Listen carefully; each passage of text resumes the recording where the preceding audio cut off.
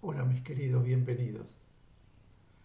Bienvenidos al cuestionario de la lección número 5, Preparación y Acción Misionera, segunda parte. Empezamos con la primera pregunta. Dice, ¿qué ocurre cuando un estudiante misionero permite a su mente o a su alma desviarse? Pregunta 2.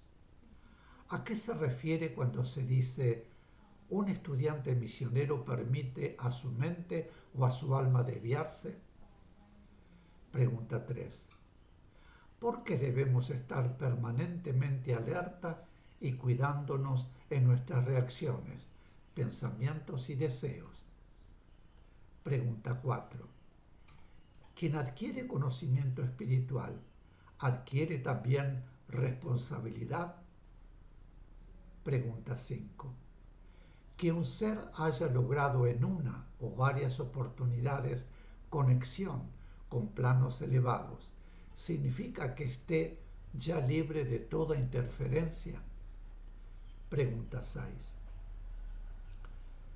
Quien considera que ¿está realizado realmente? ¿Por qué? Pregunta 7. ¿Qué es menester para que los conceptos espirituales lleguen a arraigarse en el alma de los humanos? Pregunta 8. ¿Por qué debemos evitar juzgar de acuerdo con los conceptos que se han sustentado y se sustentan entre los hombres? Pregunta 9. ¿El renunciar a las pruebas significará algún castigo? ¿Qué significará? Pregunta 10.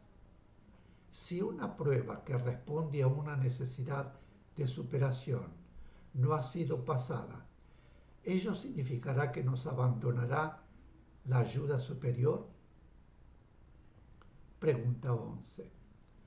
¿Para qué debemos estar en todo momento bien alertas? ¿Por qué? Pregunta 12. ¿Qué seguridad debemos tener con respecto a las pruebas? Pregunta 13. ¿Por qué no debemos rebelarnos frente a las pruebas? Pregunta 14. ¿Se nos impone la aceptación de las pruebas? Pregunta 15.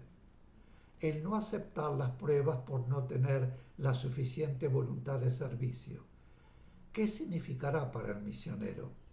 ¿Qué debemos recordar al respecto? Pregunta 16. En los servidores del Cristo, su tarea misionera y su vida humana deben ir amalgamándose. ¿Cómo se producirá? Pregunta 17. ¿Significa esto que a los servidores del Cristo se les pidan sacrificios o renunciamientos? Pregunta 18.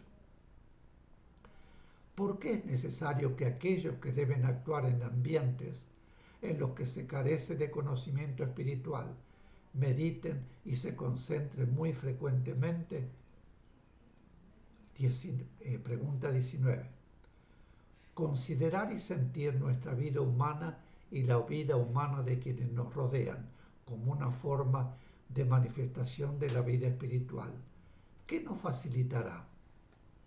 Repito, considerar y sentir nuestra vida humana y la vida humana de quienes nos rodean como una forma de manifestación de la vida espiritual. ¿Qué nos facilitará? Pregunta 20. Aquellos que deben actuar intensamente en el aspecto humano, ¿cómo deben ir preparados para poder sumergirse en ese aspecto? Pregunta 21. ¿Cómo debe sentirse quien aspira a ser un verdadero misionero? Pregunta 22. ¿Con qué finalidad todo nos será expuesto y explicado con la debida claridad? Pregunta 23. Que la misión de amor, según se nos dice, se extienda por muchos países en todo el mundo, ¿significa que todos sus integrantes llegarán a las mismas realizaciones? Pregunta 24. ¿Debe considerarse pago solamente el que se recibe en dinero? Pregunta 25. ¿Qué abarcará la tarea de la misión de amor? Pregunta 26. ¿Cómo debemos considerar a Religión Universal y a todos sus grupos?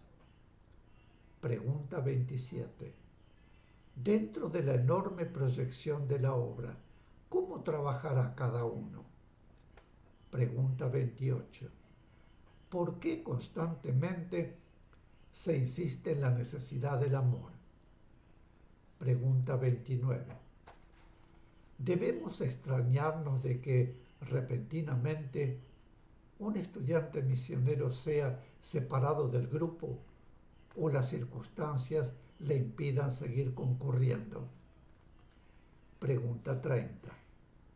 ¿Alguien en el espacio o en la tierra podrá impedir la realización de la obra crística? Pregunta 31. ¿Podemos humanamente juzgar la dirección de la obra? ¿Por qué? ¿Qué podrá traer la reacción negativa a quienes deben canalizar en el ambiente denso de nuestro mundo la vibración sutil elevada? Pregunta 33. ¿Debemos temer por la misión de amor como obra? Pregunta 34. ¿A dónde habrán de llegar directamente las incidencias negativas en el alma de los misioneros? Pregunta 35. ¿Qué ocurre si un ser que no está aún en condiciones de superar las pruebas que necesita como espíritu no superado penetra en la obra? Pregunta 36. ¿Qué ocurre a quien conscientemente intente hacer daño a una obra pura de gran magnitud? Repito esta pregunta. Pregunta 36. ¿Qué ocurre a quien conscientemente intente hacer daño a una obra pura de gran magnitud? Pregunta 37. ¿La ley aparta a los seres y los abandona? Pregunta 38. ¿Por qué necesitamos examinar continuamente nuestras reacciones? Pregunta 39. ¿Qué es menester para ser un verdadero servidor? Pregunta 40. ¿Cuál es el símbolo de la superación? Pregunta 41. ¿Qué es menester para encontrar la verdad? Pregunta 42. ¿Qué queremos significar al decir encontrar la verdad en nosotros? Pregunta 43. ¿Debemos creer que estamos en posesión de la verdad? ¿Por qué? Pregunta 44. ¿Para qué será todo lo que espiritualmente recibamos como respuesta superior a nuestro esfuerzo? Pregunta 45. ¿Cuál debe ser el esfuerzo permanente de los espíritus misioneros encarnados?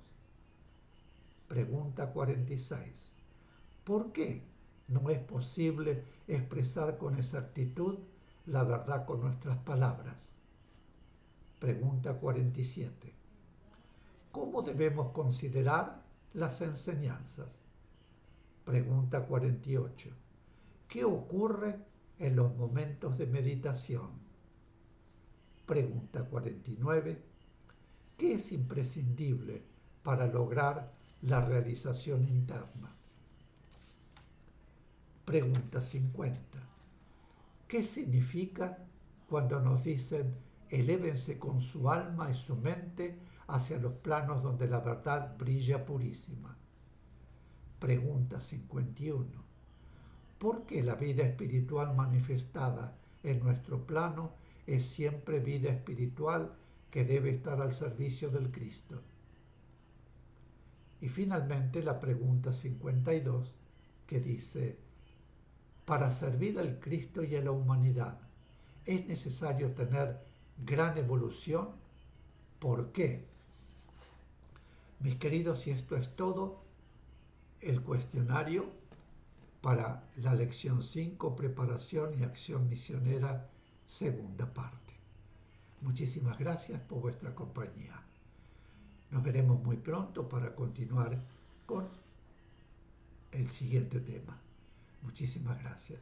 Hasta prontito.